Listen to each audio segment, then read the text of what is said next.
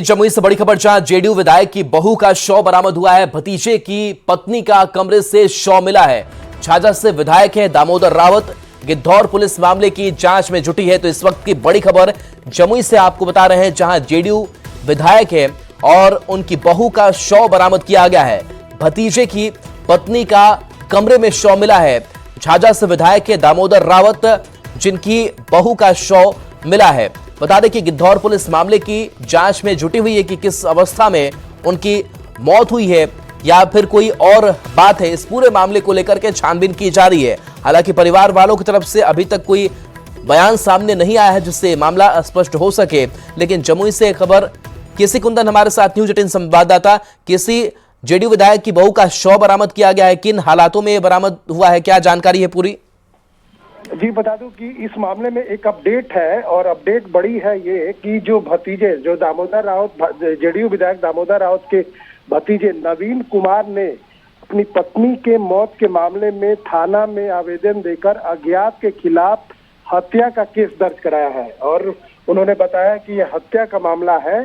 बता दें कि नवीन कुमार यहाँ नहीं थे, उनकी पत्नी घर में अकेली थी। वो दिल्ली गए थे और दिल्ली में रहने के दौरान नौकर के द्वारा ये जानकारी मिली थी। और उस जानकारी में जब वापस लौटे हैं यहाँ पर घर पर, तो अंत्येष्टि के पहले वो थाना जाकर आवेदन दिए हैं इस मामले में कि उनकी पत्नी की हत्या हुई है, अज्ञात के द्वारा हत्या की गई है और पुलिस इसमें कार्रवाई करे।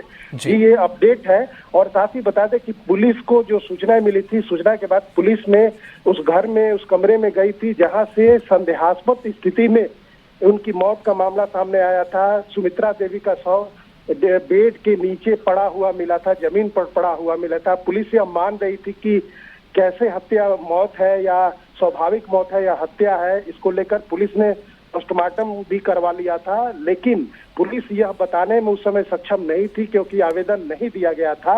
अब जब आवेदन पड़ गया है तो ये बात सामने आ गई है कि यह हत्या का मामला है, जैसा कि सुमित्रा देवी के पति नवीन कुमार ने भी कह दिया है। जी बता दें। तो सुमित्रा क्या घर में अकेली थी जब पति उनके बाहर थे? जी हाँ, जो जानकारी मिली है और जो नवीन कुमार का कहना है, पुलिस का भी यह कहना है कि उनकी पत्नी सुमित्रा देवी घर में अकेली थी और घर में कोई नहीं था। एक नौकर जो घर में रहता है उसके द्वारा यह सूचना दी गई कि डेड बॉडी पड़ा हुआ है, मतलब मृत पड़ी हुई है।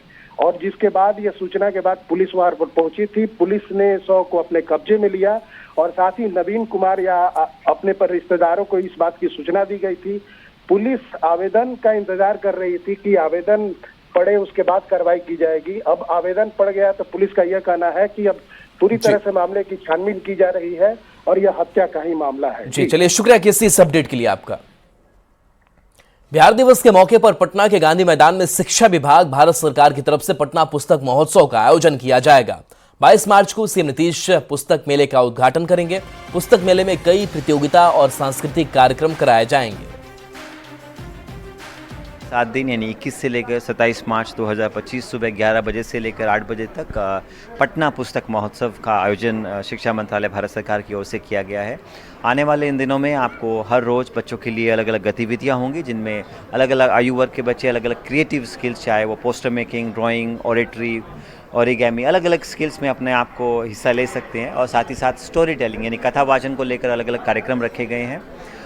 इसके अलावा नालंदा संवाद के रूप में हम साहित्यकारों के साथ बहुत सारी चर्चाएं, पुस्तक रिलीज फंक्शंस हमने रखे हैं। और चलिए, न्यूज़ 18 बिहार झारखंड